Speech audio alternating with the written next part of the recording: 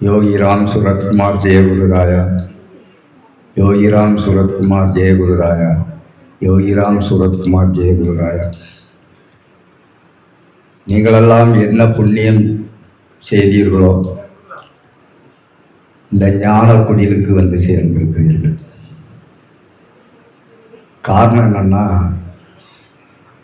கோயிலில் போனால் பக்தி வளரும், இப்படிப்பட்ட அறக்கட்டளைகளுக்கு வந்தால் ஞானம் நடக்கும், ஞானம் கிடைக்கும்.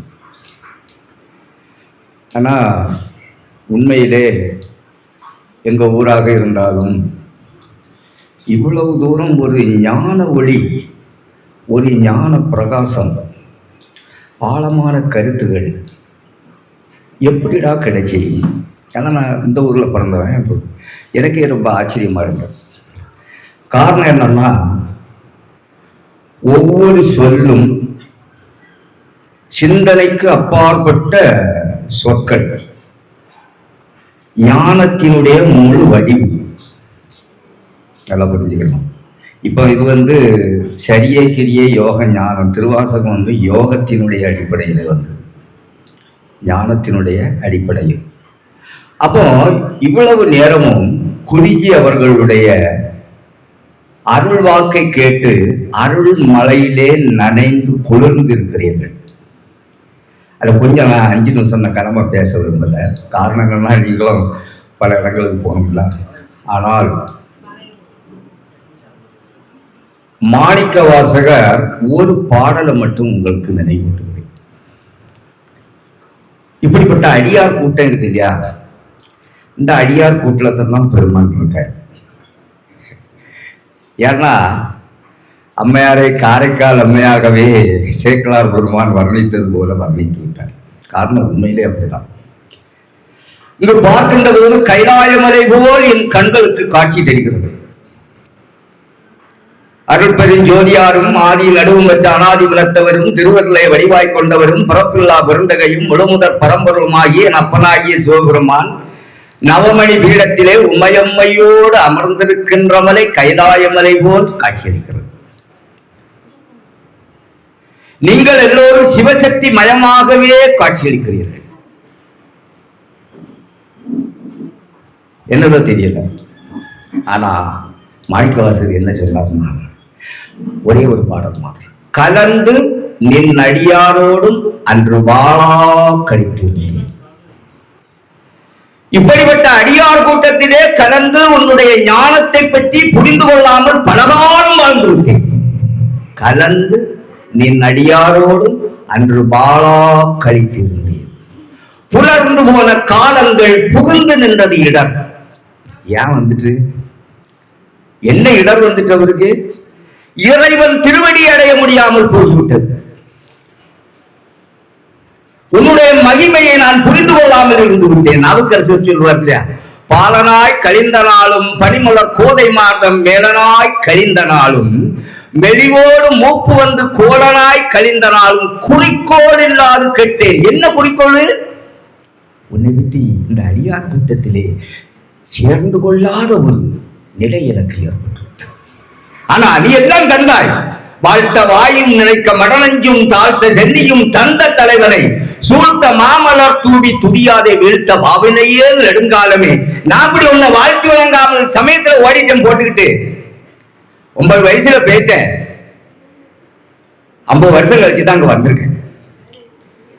ஆனா இருந்தாலும் சேக்கலார் பதிவு கொள்வார், நான் சமணத்தோடு இருந்தாலும் என் உடலாவி மூச்சு அத்தரையும் சைவத்தின் பால் இருந்தது. நெஞ்சம் உமக்கு இடமாக வைத்தேன். உம்மை நினையாது ஒருபோதும் இருந்தறியேன். வஞ்சம் இது ஒப்பது கண்டறியேன். வயிற்றோடு துடக்கி முடிக்கிட ஆற்றே நடியே நதிகக்கடில் வீராட்டின துறை அம்மானே. என்ன அடுத்த பாடல் போடுறாரு பாருங்க. அவர் சமணத்துல தான் இருந்தாரு. கருவுற்ற நாள் முதலால் உன் திருப்பாதமே காண்பதற்கு என் மனம் உருகிற்று. என் உள்ளமும் நானும் கிடந்து அலைந்து ஒளிந்தேன். திருவாரவாயா திருவாரூர் அவர் பற்றில்லாமல் கண்டு இரண்டாய் கட்சியை கம்பெனி. அப்போ சமணத்துல இருந்தாலும் அவர் சேக்கலார் பதிவு பண்றார். உலகாவி மூச்சு அத்தனையும் சைவத்தில் தான் இருந்தது. இங்க சொல்ல பாருங்க, கலந்து நின் அடியாரோடும் என்று வாழா கழித்திருந்தேன், புலர்ந்து போன காலங்கள் புகுந்து நின்றது இடர், பின்னால் உணர்ந்து போனேன். யார் உன் திருவடியை அடைய முடியாமல் நான் திரும்ப நினைச்சு பார்க்கல, என் உள்ளம் உலர்ந்து விட்டது, உலர்ந்து போனேன். உடையானே உளவா இன்பச்சுடர் காண்பான், உன்னுடைய பேரானந்தத்தை அறிவிக்காமல் அதனுடைய ருசியை புரிந்து கொள்ளாமல் அலர்ந்து போனேன், அலர்ந்து போனேன். கலந்து நின் அடியாரோடும் அன்று வாழா கழித்திருந்தேன், புலர்ந்து போன காலங்கள் புகுந்து நின்றது இடர், பின்னால் உலர்ந்து போனேன். உடையானே உளவா இன்பச்சுடர் காண்பான், அந்த பேரின்பத்தை உணராது அலர்ந்து போனேன். அருள் செய்யாய் ஆர்வம் போற அடியிருக்கு. அப்போ இப்படி அந்த திருவாசகத்தில் உள்ள ஒவ்வொரு பாடல்களை அம்மா பாடின மாதிரி மெய்யுடையும் பார்க்கணும். பொருள் உணர்ந்து சொல்லுவார். இல்ல மணிவாசர் சொல்லிருக்காரு, இப்ப ரொம்ப போட்டு நேரம் இல்லை. பொருள் உணர்ந்து சொல்லுவார். இப்ப திருவாசகத்துக்கு உரை எழுதி இருக்கிறார்கள், நீங்க பாக்குறீங்க. ஆனா அந்த உரையோடு அது நின்று விட்டதா? நீங்கள் எவ்வளவு பெருமான் மேல் பற்று வைத்துக் கொண்டே இருக்கிறீர்களோ, ஆழமான பற்று வைக்கிறீர்களோ, அந்த அளவுக்கு அர்த்தமும் போய்கொண்டே இருக்கும். நீங்க நினைக்க முடியல, அந்த அர்த்தம் அல்ல. எவ்வளவு மெய்யுருகி அம்மா பாடுற மாதிரி பாடுகிறார்களோ அதனுடைய அர்த்தமும் போய்கிட்டே இருக்கும். அது எங்க போய் சேரும்? அவருடைய திருவடியில போய் சேரும், அவருடைய திருவடியில போய் சேரும். அப்படின்னா முழுமையான ஒரு நிலையை நாம் புரிந்து கொள்ள முடியும். ஆகவே இப்படிப்பட்ட ஆசிரமங்கள் கிடைப்பதற்கு அரிது. இங்க ஒரு இலை விழுந்தடந்து வெளியப்பட்டாலும் கோடி புண்ணியம் உண்டு. நல்லா புரிஞ்சுக்கிடுங்க. இங்க ஒரு தொண்டு செய்தால், ஒரு சின்ன இது வெளியே கடந்து அதை நீங்கள் துப்புரவு செய்தால் கோடி புண்ணியம். அதுக்குள்ள இன்னும் அப்ப என்ன எவ்வளவு சேவை செய்கிறவர்களுக்கெல்லாம் எவ்வளவு புண்ணியம் கிடைக்க வேண்டி நினைச்சிருக்க. அதனால நாமெல்லாம் பாக்கியவான்கள், புண்ணியம் செய்தவர்கள். இந்த குடிலுக்கு வரணும்னாலே புண்ணியம் செய்திருக்கணும். அதுதான் ஞான குழந்தை சம்பந்து சொல்லுவார். என்ன புண்ணியம் செய்தன நெஞ்சமே, இருகடல் வையத்து முன்னம் நீ புடி நல்வினை பயனுடைய முழுமணி தரவங்கள் மண்ணு காவிரி சூழ் திரு வலஞ்சுழிவாணனை வாயார பன்னியா ஆதரித்து ஏத்தியும் பாடியும் வழிபடுறார். என்ன சொல்றாரு? இது மாதிரி திருவாசகத்தில் பாடியும் ஏத்தியும் பாடியும் வழிபடும் அதனாலே. அதனால்தான் அந்த புண்ணியம் எனக்கு கிடைச்சிங்கிறாரு. ஆகவே அந்த நிலையை நாமும் செய்ய வேண்டும். ஒவ்வொருவரும் ஆணித்தரமாக ஆழமாக சரணாகதியை பற்றி சாமி சொன்னாங்க, குறியை சொன்னாங்க. சரணாகதி இந்து மதத்தில் ரொம்ப முக்கியமான செய்தி. எப்படின்னா, எனக்கு ஒண்ணுமே தெரியாதப்பா, வருங்கையோட வந்தேன், வருங்கையோட தான் போக போறேன். Date of birth 1940, 2000 இறந்துடலாம். 2000 போட்டிருக்கு. பிறப்பு இறப்பு பத்திரிகையில பாக்குறீங்க இல்லையா?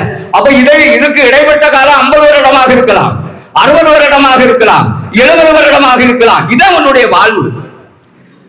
காட்டாற்று வெள்ளம் கரை புரண்டு வருகின்ற போது சில நீர்க்குமிழிகள் தோன்றும், கன நேரத்திலே மாய்ந்துள்ளா. இதுதான் நம்முடைய வாழ்க்கை, இதுதான் நம்முடைய வாழ்க்கை. அதனாலதான் சிரிப்பு 1000 கோடி சேர்த்து சிரிப்பு வராது.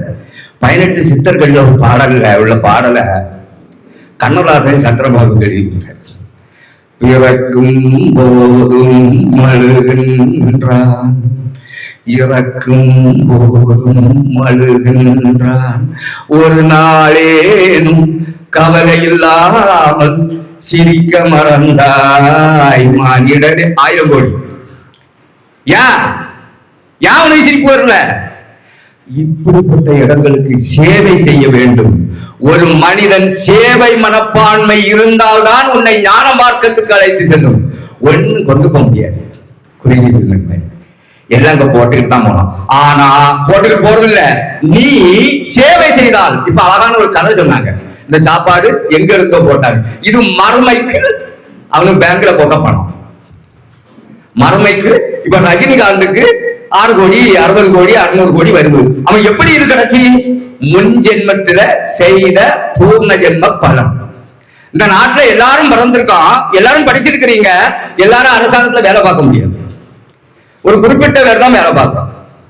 அரசாங்கத்தில் ஒரு மனிதன் வேலை பார்க்க வேண்டும் என்றால் பூர்ண ஜென்ம பலன் செய்திருக்க வேண்டும். 2, எல்லாரும் பிறந்திருக்கும் செல்வந்தர்கள் ஆவதில்லை. எல்லாரும் பிறந்திருக்கும் செல்வந்தர் ஆவதில்லை. செல்வந்தர் ஆக வேண்டும் என்றாலும் பூர்ண ஜென்ம பலன் செய்திருக்க வேண்டும். யார்கிட்ட ஐயா சொன்னாங்க, எப்படின்னா நீங்க ஒரு ஆசிரமத்தை ஆரம்பிக்க வேண்டியன. அப்ப நான் சொன்னேன், நானுங்கிற பக்கத்துல உள்ள ஆரம்பிச்சுட்டு 2 வரை நீங்க வா இங்க வா, நீ இதா இந்து மதம், சைவம் இந்த இந்து மதமே இப்படிதான் கெட்டு கிடக்கு. நான் உங்க பின்னால நின்று தொண்டு செய்தா என்ன? நான் உங்க பின்னாலே நின்று தொண்டு செய்யலாமா? அதுக்கு நான் அதுக்காக வேண்டிய என்ன ஒரு நிறைய அதுக்கும் என்ன ஒரு விஷயம். நான் என்ன சொன்னேன், படிச்சிருக்கிறார்கள், அரசாங்கத்தில் வேலை கிடைக்கணும்னாலும் பூர்ண ஜென்ம பலன் செய்திருக்கணும், செல்வந்தர ஆகணும்னாலும் பூர்ண ஜென்ம பலன் செய்திருக்கணும், நான் ஒரு ஆசிரமம் அமைக்கணும்னாலும் பூர்ண ஜென்ம பலன் செய்திருக்கணும், குடிக்கை மாதிரி புண்ணியம் செய்திருக்கணும். இது ஒரு புண்ணியத்தில் வந்த ஒரு விளைவு. தமா சொல்ல என்ன ஜென்மத்தில் அவிய தாயந்திற்கு நான் மிக கடமைப்பட்டவனாக இருக்கிறேன். இப்படி ஒரு ஞான குழந்தையை பெற்றெடுத்ததுக்கு அவருக்கு முதலாவது நான் நன்றி செய்கிறது அவருடைய தாய் தந்தையர். ஏன்னா அந்த வயசுல ஒரு ஞான குழந்தை பிறந்திருக்கேன். அந்த ஞான குழந்தை பிறந்த இப்படி ஞான போதகங்களை நாம் ஞான விஷயங்களை பற்றி புரிந்து கொள்கிறோம். தமிழ்நாடு முழுவதும் நாம் இருக்கேன். இப்படிப்பட்ட ஒரு அருமையான ஒரு பிரச்சாரம், ஒரு அமாவாசை, பௌர்ணமி, சனிக்கிழமை தோறும் ஒரு பெரிய பிரசங்கமும் நடத்தி இந்த வடியார்களுக்கெல்லாம் எல்லாரும் என்ன சொல்லணும், நாமம் சொல்லணும். யோகிராம் சுரத்குமார் ஜெயகுருராயா அவர் என்ன மந்திரத்தை சொல்லியிருக்காரு? நான் ஒரு பிச்சைக்காரன், இந்த பிச்சைக்காரன் சொன்ன மந்திரத்தை சொல்லு, இறைவன் திருவடியை நீ அடைவாய். எளிய நிலையில சொல்லியிருக்காரு. ஆகவே நான் சொன்னேன், நான் ஒரு ஐயா யார்கிட்ட பேசினாங்க, இல்ல சனிக்கிழமை தோறும் தான் இங்க நம்ம வந்து பேசினாரா யோகிராம் சுரத்குமார் இங்க அவர் நாமத்தை சொல்லணுமா? ஏய், நீ நின்றாலும் இருந்தாலும் கிடந்தாலும் துஞ்சிலும் துஞ்சிலிராத போதிலும் நெஞ்சகம் நைந்து நினைவில் நாள்தோறும் வஞ்சகமற்றடி வாழ்த்த உதைத்தான் அஞ்செழுதுங்க. நீ எந்த நேரம் பார்த்தாலும் எந்திரி யோகிராம் சுரத்குமார், யோகிராம் சுரத்குமார் நடக்கிறான். யோகிராம் சுரத் அவருடைய அருள்னால்தான் நடக்கும். இந்த ஆற்றல் எப்படி வந்தது? அவரு தந்தது. அப்படி எந்த நேரம் வேணாலும் சொல்லு, அதுக்கு ஒரு குறிப்பிட்ட நேரம் இல்லை. யோகிராம் சுரத்குமார் ஜெயகுருராயா நடந்துட்டே இருக்கும். வீட்டுல இருந்து வெளியே கிளம்பா யோகிராம் சுரத்குமார் ஜெயகுருராயா. நான் படுத்து கிடக்கலாம் யோகிராம் சுரத்குமார் ஜெயகுருராயா, யோகிராம் சுரத்குமார் ஜெயகுரு. வீட்டம்மா சத்தம் போட்ட பின்னாடி பையன் சொல்லுவேன், அவாரத்தை கட்டுப்படுத்துறாங்க. இவரு சும்மா என்ன உறங்கி விட மாட்டாருன்னு சொல்லிட்டு நான் பையன் யோகிராம் சுரத்குமார் ஜெயகுருராயன்னு சொல்லிச்சிலே உறக்கம் வந்துடும். இனி 2வது முடிச்சு 2வது தெரியப்படுப்பேன். அவன் படுக்கும்போது நல்லா புரிஞ்சுக்கணும், நான் என்னன்னா சனிக்கிழமை மாத்திரம்தான் இந்த யோகிராம் சுரத்குமாருடைய நாமத்தை சொல்லணுமா, இல்ல இந்த 3 மணில இருந்து 7 மணி வரை மாத்திரம் தான் சொல்லணுமா? எந்த நேரமும் நீங்க சொல்லிக்கிட்டே இருக்கணும். இந்த உடம்புல உயிர் இருக்குல்ல, இந்த உயிர் என்ன செய்ய போகுங்க? அவருடைய நாமத்தை சொல்லிதான் நம்ம வேலை. அப்ப என்ன செய்யணும்? இன்னும் திரும்பியும் பார்ப்பார், யோகிராம் சுரத்குமார் ஜெயகுருராயா, யோகிராம் சுரத்குமார் ஜெயகுருராயா. பெண்ணும் பிடிப்பு ஒரு வழக்கம் விளையாட்டு ஒரு புக்கை தூக்குவாங்க, திருவாசகத்தை பரட்டி நடுவில் இருந்து தூக்கி பார்ப்பேன். அது ஏகதேசம் 1920 வெளியாகும். எவ்வளவு விளக்கம் இருக்கும் பாருங்க. 1900 ராமகிருஷ்ண பரமஹம்சர் மடத்துல இருந்து 1920 வெளியாக்குன ஒரு திருவாசகம் பழைய புக்கு. ஒரு விஷயத்துக்கு 1000 விளக்கம் போடணும். அப்ப இதை ஒரு பக்கத்தை பெரட்டி பார்ப்பேன். பெருமானு எவ்வளவு ஆழமான சிந்தனையை எழுப்பிவிட்டு இருக்கிறார். இந்த உலகியலோட நான் அடிபட்டு நடக்கேன். ஆகவே இந்த ஞான மார்க்கத்துக்கு அழைத்து சென்று உன் திருவடியை அடைய வைக்கப்படாதா? வழியை காட்டினா அங்க உள்ள போகவிடாமல இருக்கு. இந்த உலகத்தில் பிறந்த மனிதர்களுக்கு 3 பொருள் மேல் தீவிரமான ஆசை. ஒன்று செல்வத்தின் மீது, ஒன்று மனைவியின் மீது, ஒன்று பிள்ளையின் மீது. ஒன்று செல்வத்தின் மீது, 2வது மனைவியின் மீது, அடுத்தால பிள்ளையின் மீது. அடுத்தால என்ன சொல்லுங்க பாருங்க ஒரு தனிப்பட்ட மனிதனுக்கு. அப்போ செல்வத்தை மறந்துடலாமா ஒரு வகையில, இப்படி முற்றோதல் வந்தா ஒன்றும் கிடைக்காதுன்னு சொல்லிட்டு போயிடலாம். நீங்களாம் மனைவியை தொடர்ந்துடலாம். பிள்ளை வாசத்தை ஒதுக்க முடியாது. கடந்த ஞானிகளும் மறப்பரும் மக்கள் மேல் காதல் இதற்கப்பால். ஞானிகளுக்கு கூட பிள்ளையினுடைய உணர்வு வந்துமா? அப்ப நம்ம 3 பற்றோட நம்ம அந்த உலகத்துல பிறந்திருக்கோம். ஆகவே இதை களைய வேண்டும் என்றால் தண்ணீரை கொஞ்சம் கொஞ்சம் நான் உடனே என்ன பேசணும்னா, ஆனா பேத்தி வந்து தாத்தா தாத்தா தாத்தா ஐயா ஐயா பாருக்குள்ள இதெல்லாம் நினைக்காதா இருக்க போகுது, நாளை தான் சேர்த்து போவேன். சரி அம்மா சரி ஐயா ஐயா தாத்தா தாத்தா அப்ப என்ன மனம் சொல்லுவே. சரி மக்களே சரி மக்களே. ஏன்னா இது நாளைக்கு எனக்கு சொந்தமானதல்ல, இது எனக்கு சொந்தமான பொருள் அல்ல. ஆகவே கொஞ்சம் கொஞ்சம் குறைச்சி வருவோம், கொஞ்சம் கொஞ்சம் குறைச்சி வருவோம். அகத்துல வெளிப்படையே ஒரு தட்டு தட்டிக்கிடுவான், அது தாத்தா என்ன எடுன்னு எடுத்துக்கிடுவான். ஆனா இது பொய், இது பொய்யான வாழ்வு. பொய் என்று பொய்யை மெய் என்று நினைச்சுக்கிட்டு இருக்கோம். ஆகவே நாம் ஒவ்வொருவரும் ஒவ்வொரு கணமும் இறைவா சரணாகதியை பற்றி அழகா சொன்னாங்க. கம்பன் ஒண்ணுமே தெரியாது இறைவா உனக்குடையது. கம்பராமாயணத்துல சொல்லுவான், ஒரு மனிதன் யானையின் மீது ஏற வேண்டும் என்று ஆசைப்பட்டால் என்ன செய்யணும்? யானையினுடைய கால்களை பிடிக்க வேண்டும். ஒரு யானையை வச்சு சாத்திக்கிட்டு போனா போக முடியாது. ஆகவே சரணாகதி என்பது ஒரு மனிதன் யானை மீது ஏற வேண்டும் என்று சொன்னால் அதனுடைய காலை பிடிக்க வேண்டும். ஆனால் யானையினுடைய இயல்பு என்ன? யார் தன்னுடைய காலை பிடிக்கிறார்களோ அவர்களை தன் தலைக்கு மேல் தூக்கி விட்டுவிடும். இதுதான் சரணாகதியினுடைய தத்துவம். கம்பன் சொல்லி இருப்பது என்று கூறி விடைபெறுகிறேன். உங்களுக்கு எல்லாம் எல்லாத்தையும் விடைபெறுகிறேன். மேலும் சமயங்கள்ல கொஞ்சம் பேசிக்கலாம். சிவாய நமகா. திருச்சிற்றம்பலம்.